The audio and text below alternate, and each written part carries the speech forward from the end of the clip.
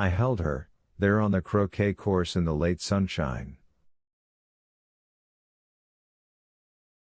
Our shadows looked as if they were dancing. Perhaps in the make-believe ballroom we used to listen to on the radio back in those days.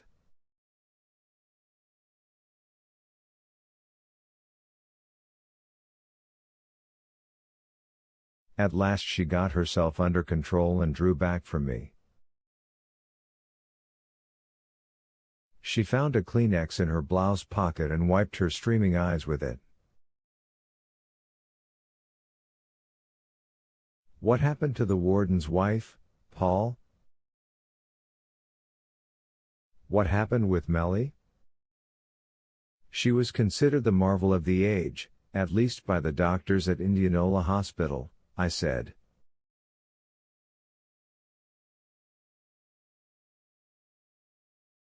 I took her arm and we began to walk toward the path which led away from the employees' parking lot and into the woods.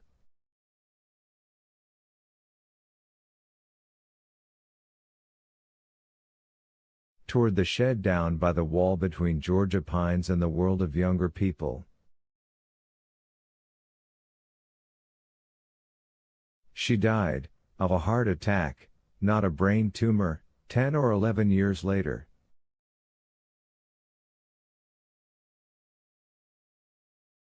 In 43, I think.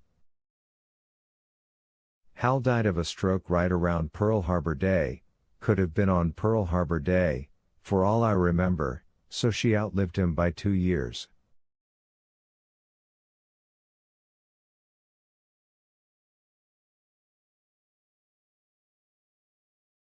Sort of ironic. And Janice? I'm not quite prepared for that today, I said.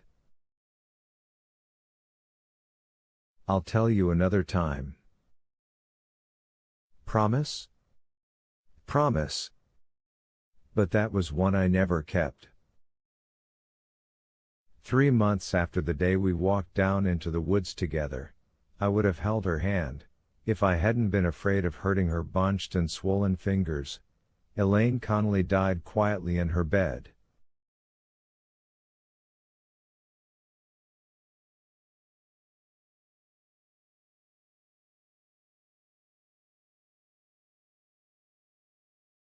As with Melinda Moore's, death came as the result of a heart attack. The orderly who found her said she looked peaceful, as if it had come suddenly and without much pain.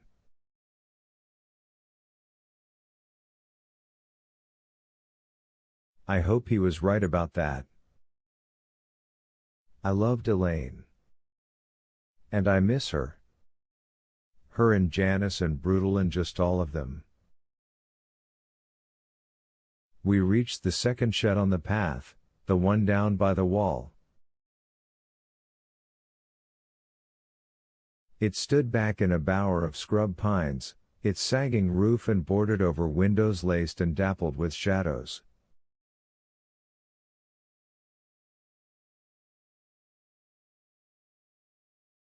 I started toward it. Elaine hung back a moment, looking fearful.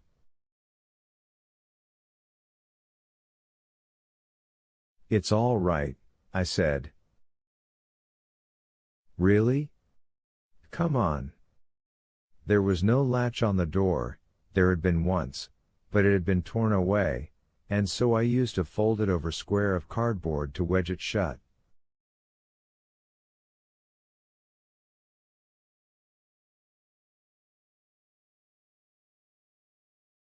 I pulled it free now, and stepped into the shed. I left the door as wide open as it would go, because it was dark inside.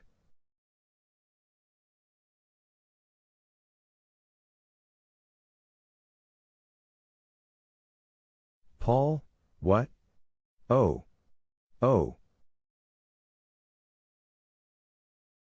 That second "oh" was just shy of a scream. There was a table pushed off to one side.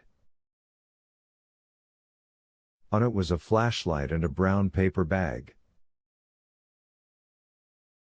On the dirty floor was a Tampa cigar box I'd gotten from the concession man who refills the home's soft drink and candy machines.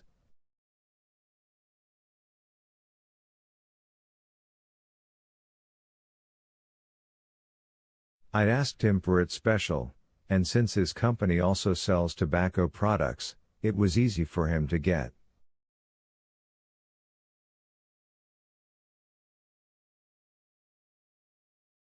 I offered to pay him for it. They were valuable commodities when I worked at Cold Mountain, as I may have told you, but he just laughed me off.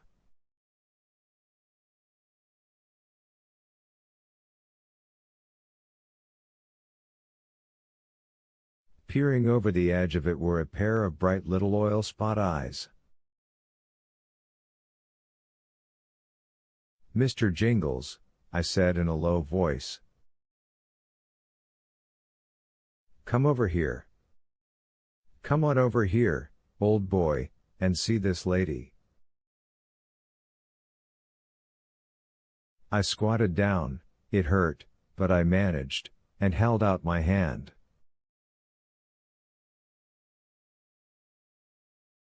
At first I didn't think he was going to be able to get over the side of the box this time, but he made it with one final lunge.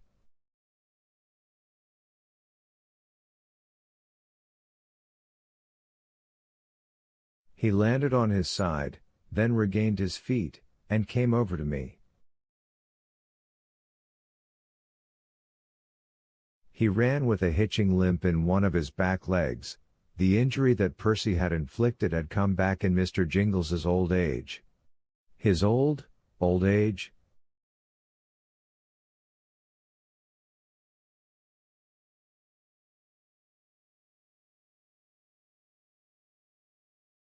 Except for the top of his head and the tip of his tail, his fur had gone entirely gray.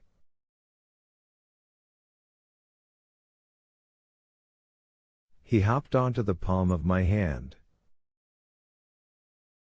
I raised him up and he stretched his neck out, sniffing at my breath with his ears laid back and his tiny dark eyes avid.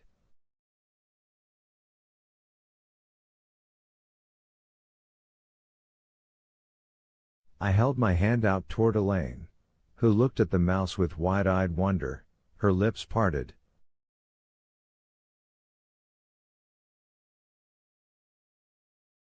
"It can't be," she said, and raised her eyes to me. "Oh, Paul, it isn't, it can't be." "Watch," I said, "and then tell me that." From the bag on the table I took a spool which I had colored myself, not with Crayolas but with magic markers, an invention undreamed of in 1932.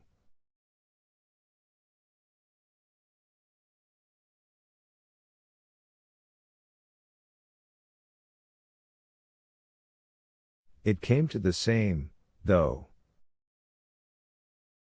It was as bright as Dell's had been, maybe brighter. Messieurs et mesdames, I thought.